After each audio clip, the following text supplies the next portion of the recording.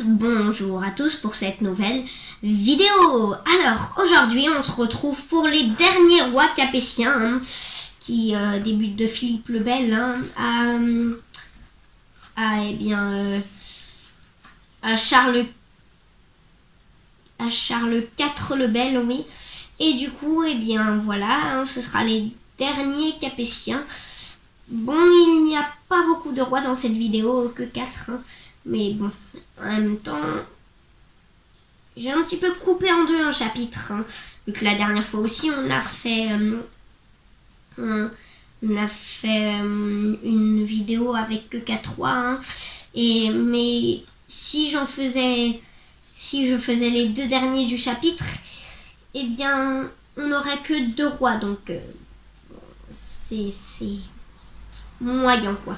Du coup on commence par Philippe IV le Bel, qui on pense, mais on n'est pas trop sûr, que c'est à cause de lui que la dynastie capétienne a été s'est éteinte, vu que il avait brûlé les Templiers et le chef des Templiers, Jacques de Molay, les a maudits. Et puis à cause de cette malédiction, qui est d'ailleurs très mystérieuse, la dynastie capétienne finie, capote. Bien, Philippe IV le Bel, né en 1268, règne de 1285 à 1314. Ni un homme ni une bête, c'est une statue, disait de Philippe IV un de ses adversaires, l'évêque Bernard XVI. Au-delà de la personnalité complexe de ce roi, son règne imprime un nouveau style de gouvernement à la France, marqué par le développement d'une administration souple et efficace, par l'affirmation de l'indépendance du royaume à l'égard de la papauté. Les fameux légistes, juristes et spécialisés en droit romain font leur entrée au Conseil du roi. Le Conseil, la Chambre des comptes et le Parlement s'individualisent pour répondre aux missions de gouvernement, de finance et de justice qui leur sont confiées. Or, le Trésor royal peine à fournir le numéraire nécessaire au fonctionnement de cette nouvelle administration. Tous les moyens sont bons pour augmenter les revenus de la couronne. Levée d'impôts, mutation monétaire et procès des Templiers, arrestation en 1307 des banquiers du roi jugés trop arrogants. À la fin du siècle, Philippe IV s'oppose au pape Boniface VIII, pour qui l'autorité pontificale est supérieure à celle des rois. La situation s'exacerbe pour culminer avec l'arrestation du pape en 1303 à Anagni par Guillaume de Nogaret, principal conseiller du roi. La dernière année de son père est marquée par le scandale des bruses du roi, accusé d'adultère, au-delà des critiques portées à sa politique. Philippe IV laisse à ses 3 fils un royaume puissant. Le premier de la chrétienté est une lignée auréolée du prestige de la sanctification de Louis IX en 1297. Louis X le Hutin, né en 1289, règne de 1314 à 1316. L'aîné des fils de Philippe le Bel et de Jeanne de Navarre hérite à la mort de sa mère en 1305 de la Navarre. Surnommé le Hutin ou le querelleur, Louis n'en demeure pas moins dans l'ombre d'un père qui garde la haute main sur les affaires du gouvernement. Roi en 1314, il est à la tête d'un royaume certes puissant, mais en proie à une profonde révolte baroniale. Les grands, en réaction contre les excès d'autoritarisme des dernières années du règne de Philippe le Bel, exigent des têtes. Ce sera celle d'Enguerrand de Marigny, accusé d'avoir puisé dans le trésor royal et tenu pour responsable de l'échec de la dernière campagne de Flandre.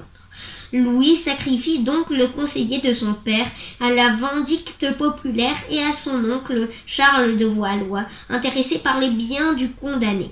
Louis entreprend de réconcilier les grands avec le trône en accordant des chartes des libertés qui promettent le retour aux bonnes coutumes du temps de Saint-Louis.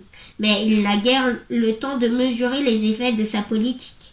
Mort en juin 1316, il aura régné moins de 2 ans. Louis laisse une fille, Jeanne, à la légitimité suspecte, car née de son premier mariage avec Marguerite de Bourgogne, condamnée pour adultère. Sa seconde épouse, Clémence de Hongrie, était enceinte. La régence est confiée au frère du roi Philippe, comte de Poitiers. La reine accouche d'un garçon, Jean Ier, dit le Posthume, qui meurt quelques jours après sa naissance. À Louis X succédera donc son frère, le cadet Philippe. Jean Ier le Posthume, il est mort à 4 jours, c'est pas beaucoup.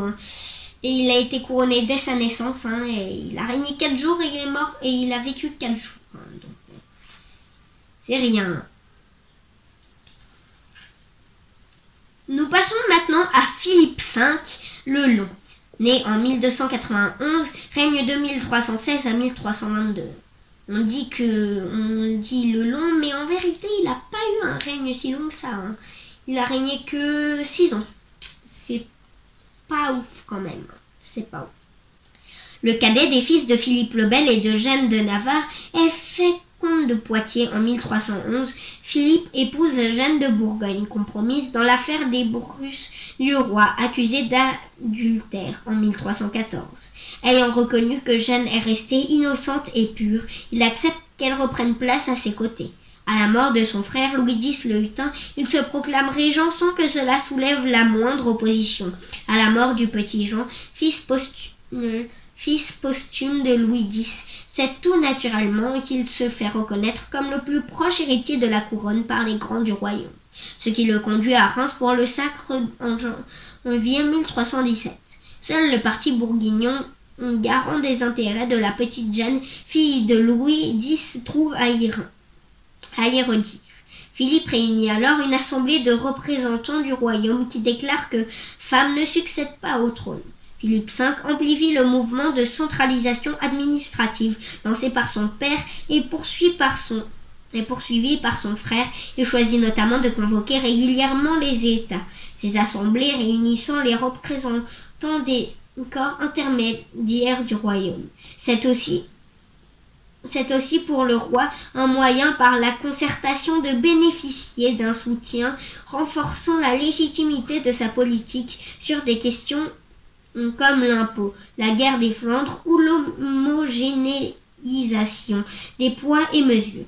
Lorsqu'il meurt de dysenterie en janvier 1322, Philippe V laisse 4 filles. Pour la deuxième fois, un roi capétien disparaît sans héritier mâle direct. Nous passons maintenant à Charles IV le Bel, dernier roi de cette vidéo, et puis dernier roi capétien quand même. Donc, eh bien voilà. Né vers 1294, règne de 1322 à 1328. Le dernier des fils de Philippe le Bel et de Jeanne de Navarre est fait comte de la Marche en 1314. La même année, son épouse Blanche de Bourgogne est convaincue d'adultère. C'est l'affaire des Brus du roi, scandale de la fin du règne de son père. Si Jeanne est innocentée par son mari, le futur Philippe V, il n'en va pas de même pour Blanche, dont le mariage avec Charles est annulé en 1322. Ce dernier épouse Marie de Luxembourg, veuf. Il se remarie en 1325 avec Jeanne d'Évreux, lorsque son frère Philippe V meurt en 1322 sans héritier mâle. Charles lui succède sans difficulté. Son règne est marqué par de vives tensions avec l'Angleterre et les Flandres.